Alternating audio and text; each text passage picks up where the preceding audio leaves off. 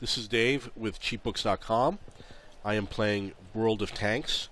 This video is about crews and their skills and perks. This tank has a commander, a gunner, a driver, and a loader. Does not have a radio operator. And this video is about the radio operator. So I'm going to find a tank that does have a radio operator, such as the TOG. And let's look at our TOG radio operator. He has two skills right now.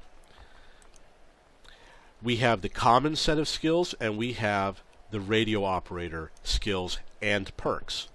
I'm going to explain to them which ones are useful and which ones aren't. First, let's look and see what he already has. He has extending signal range and extending view range.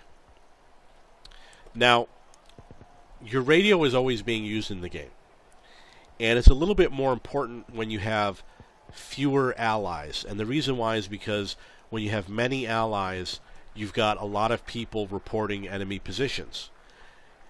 When you have fewer allies and they become more spread out, you're less likely to get reports of enemy positions. It's more important to have more effective radio coverage. Repairs means that the crew member will be able to repair your vehicle. However, I use the small repair kit and the large repair kit, and there's also a toolbox which I am not using, but one of my tanks that breaks down often uses a toolbox.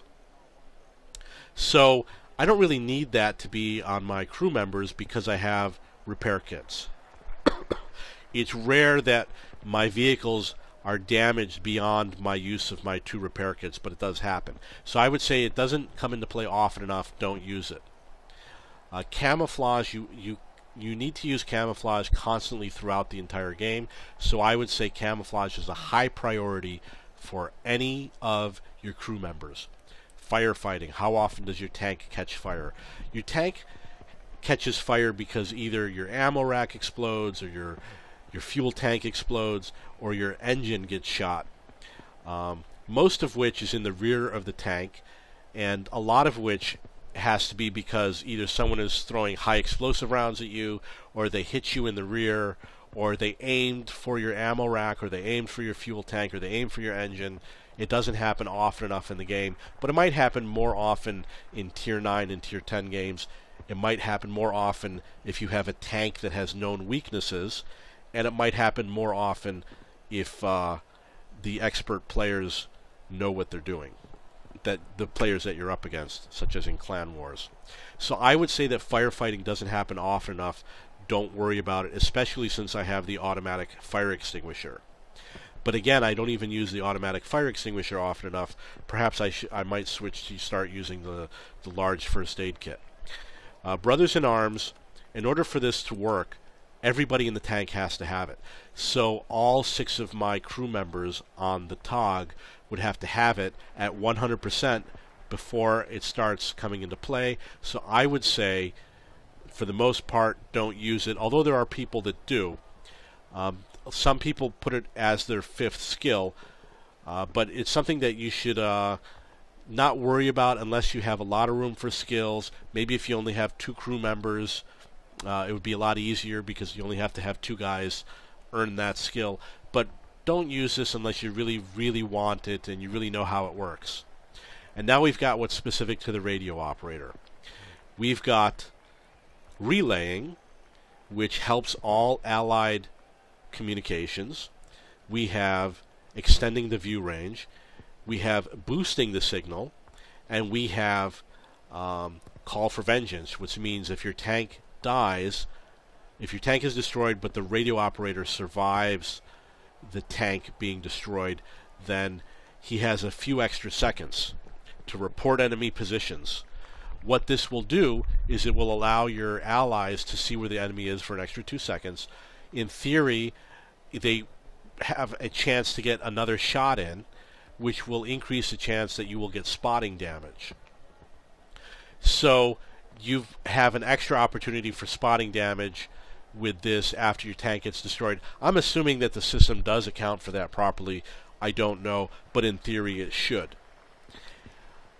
Other than that, it more helps your allies than yourself, because you die, your allies see the enemy positions for 2 extra seconds, but you're already dead. It might not matter too much.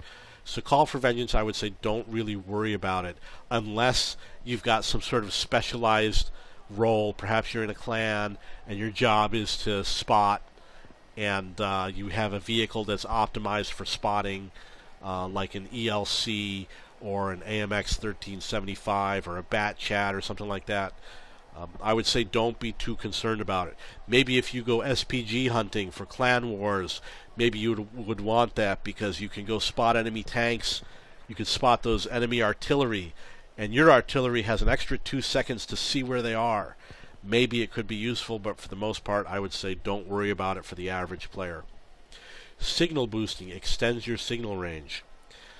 Obviously that's a good thing, because extending your signal range means that more tanks can see what you have spotted, which means you can increase your spotting damage, which increases experience for you, especially if you're a tank that's on the front lines, which I happen to be, or if you're a light tank or a fast tank where you're always spotting enemy tanks. I would definitely say that's an important skill.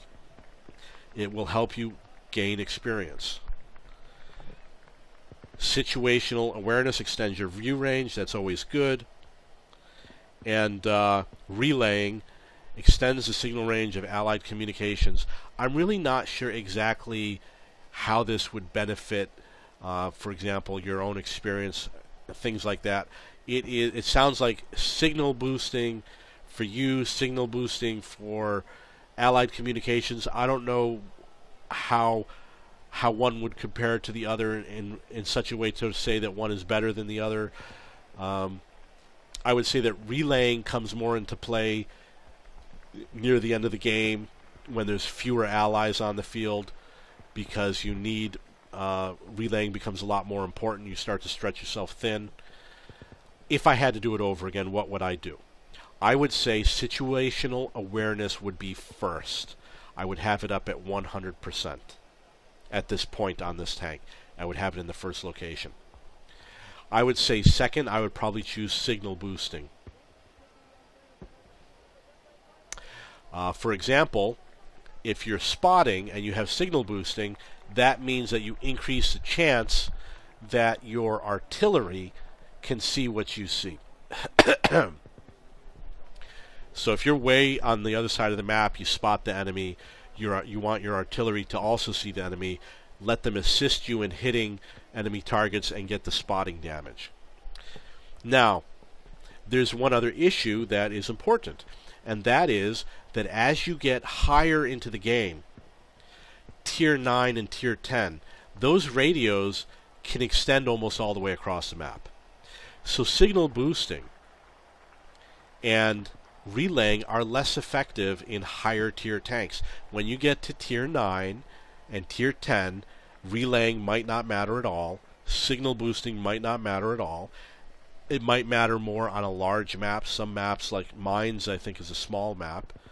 And there are large maps like Karelia, I think is a large map compared to Mines. So they don't come into play anymore. You might want to go through your higher tier tanks and get rid of these and replace them with something like Camouflage and situational awareness, which is like recon for the commander. So my recommendation, lower tier tanks, get your signal boosting, get your recon, get your camouflage, and then decide how you want to go from there. If you think you need repairs or perhaps relaying, the type of tank you are, if you spot a lot, you might want relaying. If you're an SPG, you probably want signal boosting. And you probably want one of these others, maybe the recon, situational awareness. You would definitely want camouflage. You would probably want camouflage and the signal boosting if you were an SPG.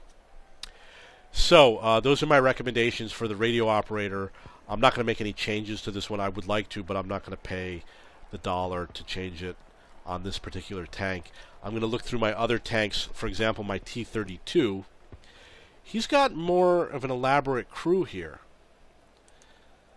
He's got relaying, signal boosting, situational awareness. I wish I had it in a different order.